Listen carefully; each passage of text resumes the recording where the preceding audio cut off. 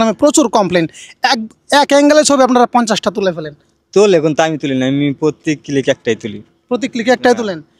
আসসালামু আলাইকুম। তো আমার সাথে আজকে একজন ফটোগ্রাফার আছে, তো আজকে আমি তার সাথে কথা বলবো, বিস্তারিত জানার চেষ্টা করবো। আসসালামু আলাইকুম। ওয়ালাইকুম আসসালাম। নাম কি ভাইয়া? লালন। লালন ভাই, বাড়ি কোথায়? বাড়ি ফরিদপুর। ফরিদপুর। তো ফরিদপুর বাড়ি, এখানে চট্টগ্রামে কিভাবে? এই জায়গা মানে ঘুরতে এসে মানে রয়ে গেছে। ঘুরতে এসে থেকে গেছেন? ঘুরতে এসে আপনি থেকে গেছেন? কারো কি প্রেমে পড়ে আসছিলেন নাকি? না, প্রেম তাই করছে, মানে সবাই জায়গায় থাকে তো, মানে তাই ফ্যামিলি সহ চলে এসে একবারে। ও আচ্ছা আচ্ছা। তো আপনি যেভাবে বললেন যে ঘুরতে এসে থেকে গেছি, অনেকে দেখা যায় ঘুরতে আসছে তারপর একটা প্রেমে পড়ে গেছে আর বাড়িতে যাওয়া হয় না, কাটুরিয়ার মতো। আচ্ছা যাই হোক, তো আপনি ভাই কিন্তু একজন ফটোগ্রাফার। এখানে এসে ওনার সাথে আমার পরিচয় হয় সামনেই সাগর পার চট্টগ্রামের। তো ফটোগ্রাফি করেন আপনি, কেমন ইনকাম কেমন হয়? ইনকাম এরকম এখন হয় না, সবার হাতে টাচ ফোন, মানে আইফোন একবারে সীমিত হয়। আচ্ছা, তো ইনকাম তেমন হয় না সবার হাতে আইফোন মানে দামি ফোন। আচ্ছা, তো ইনকাম তেমন হয় না সবার হাতে আইফোন, দামি ফোন, নিজের ছবি নিজেই তোলা লাগে, তুলে ফেলে। আরে ভাই, তো ফটোগ্রাফিতে কত বছর ধরে আছেন? আমি অল্প দিন ধরে, প্রায় 2-3 বছর। আচ্ছা, 2-3 বছর কিন্তু অল্প দিন না, মোটামুটি ভালো দিনই তো আমার কাছে মনে হচ্ছে। আপাতত কি ফটোগ্রাফারি করেন নাকি অন্য কোনো চাকরি বাকরিতে আছেন? এখন কিছু করি না, মানে এটি চলতেছে হালকা পাতলা। চাকরি ছিল, ছাড়ি দিচ্ছি। এই ইনকাম দিয়ে কি হয় ফটোগ্রাফি করে? হয় না তো, মানে ঘুরতে আসি এরকম কিছু হয় তাই। আচ্ছা, তো চাকরি বাকরি কি নিবেন? ঈদের পর নেবো। ঈদের পর? চাকরি বাকরির বাজার কেমন বর্তমানে? চাকরি কি ইচ্ছা করলে নেওয়া যাবে নাকি? না, ইচ্ছে করতে পাওয়া যায় না, খুঁজতে মানে পাওয়া যেতে পারে। খুঁজতে পাওয়া যেতে পারে। চাকরি কি সোনার হরিণ? না, সোনার হরিণ না? না, অনেক কষ্ট হয়। অনেক কষ্ট হয়, এই জন্য তো সোনার হরিণ। মানুষ তো বলে যে ভাই চাকরি এখন সোনার হরিণ, পাওয়াই যায় না। তো আপনি বলতেছেন সোনার হরিণ না?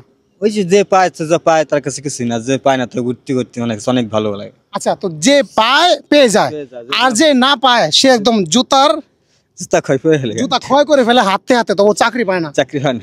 আচ্ছা, তো আপনি যদি মনে করেন চাকরি একজনে পাচ্ছে না, মনে করেন এই ভিডিওটা একজন দেখে ভাবলো যে আমিও লালন ভাইয়ের মতো, আপনার নাম কি? লালন। লালন। আচ্ছা, উনি ভাবলো যে আমিও লালন ভাইয়ের মতো ফটোগ্রাফারি করতে চাই, চাকরি বাকরি পাচ্ছি না, দেখি কিছু ইনকাম হয় কিনা, এইভাবে চলি।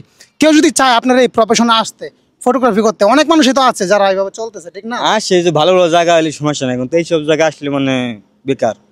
আচ্ছা, তো এটা জায়গা বুঝে ভালো জায়গা হলে তো ইনকাম হবে। আচ্ছা, তো আপনি ফটোগ্রাফি করবেন ঠিক আছে, কিন্তু লালন ভাইয়ের মতো ক্যামেরা নিয়ে যদি এরকম জঙ্গলে এসে বসে থাকেন তাহলে হবে না। ভালো একটা জায়গা যাইতে হবে, ভালো প্লেসে যেতে হবে, লোকজন যে জায়গায় যায়।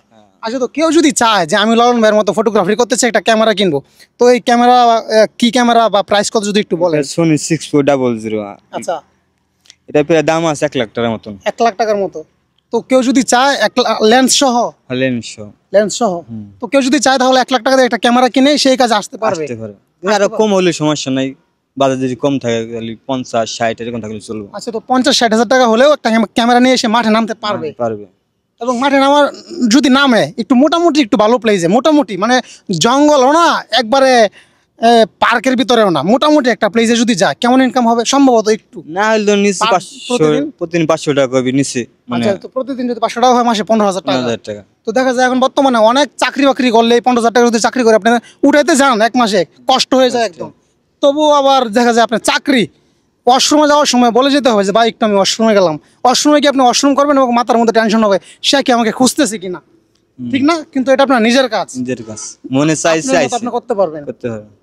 আচ্ছা, তো আরেকটা কমপ্লেন আছে ফটোগ্রাফারদের ব্যাপারে। কমপ্লেনটা হচ্ছে আপনার কাছে যে ছবি তুলতে আসে তাকে আপনারা কি বলেন? যেমন মুদি দোকানে যারা যায় বা যারা মার্কেটে যায় শপিং করতে, তাদেরকে বলে কাস্টমার, দোকানের কাস্টমার। আপনারা কি বলেন তাদেরকে যারা ফটো তুলতে আসে? কাস্টমার আমার কাছে এরকম মনে হয়, কাস্টমার। আচ্ছা, তো আপনাদের কাছে যে আসে কাস্টমার ফটো তোলার জন্য, আপনাদের নামে প্রচুর কমপ্লেন। এক অ্যাঙ্গেলে ছবি আপনারা 50টা তুলে ফেলেন। তোলে এখন তো আমি তুলি না, আমি প্রত্যেক ক্লিক একটাই তুলি। প্রতি ক্লিকে একটাই তোলেন? মানে একই অ্যাঙ্গেলে একই মোড়ে মানে 5টা-7টা ছবি তুলে ফেলে। দেখা যায় যে ছবি 2 মিনিট তোলার পরে যে আসছে ছবি তোলার জন্য, ওই যে আপনি বললেন কাস্টমার, যে 10টা ছবি তুলবে হয়ে যায় 50টা। তারপর আপনারা তাদেরকে এরকম ভাবেই হেনস্থার শিকার কিন্তু হয় অনেকেই, অনলাইনে আমরা দেখে থাকি, ঠিক না? তো ওগুলো তো আসলে ঠিক না। আপনি কি ওগুলো করেন কিনা? না, ওইটা আমার দ্বারা হয় না, কিন্তু আমি প্রত্যেক ক্লিক একটাই তুলি, মানে মানুষের ভালো সুন্দর ছবি তুলে দিই। কারণ যারা আসে সমুদ্র সৈকতে, তো বেশিরভাগ মানুষের ফটোগ্রাফি করে বা কোনো পার্কে, বেশিরভাগই কিন্তু দূর দূরান্ত থেকে আসে মানুষ। তো দূর দূরান্ত থেকে এসে যদি এরকম হেনস্থার শিকার হয় তাহলে কিন্তু মানুষটা খুব কষ্ট পায়। আর একজনের মানে কষ্ট দিয়ে তো কেউ কখনোই ভালো থাকতে না পারে না। পারে না। তো যারা ফটোগ্রাফার আছেন সাবধান, সবাই কিন্তু লালন ভাইয়ের মতো হবেন, এক ক্লিকে একটাই তুলবেন, বেশি বেশি তুলবেন না, পরে বেশি তুলবেন না। হ্যাঁ, তাহলে কাস্টমার আসবেন না। কাস্টমার আসবেন না। তো লালন ভাই কিন্তু এক ক্লিকে একটাই তুলে, লালন ভাইয়ের জন্য সবাই দোয়া করবেন, সে যেন ভালো থাকতে পারে। সে কিন্তু খুব সুন্দর মানের মানুষ। ভাই ধন্যবাদ আপনাকে।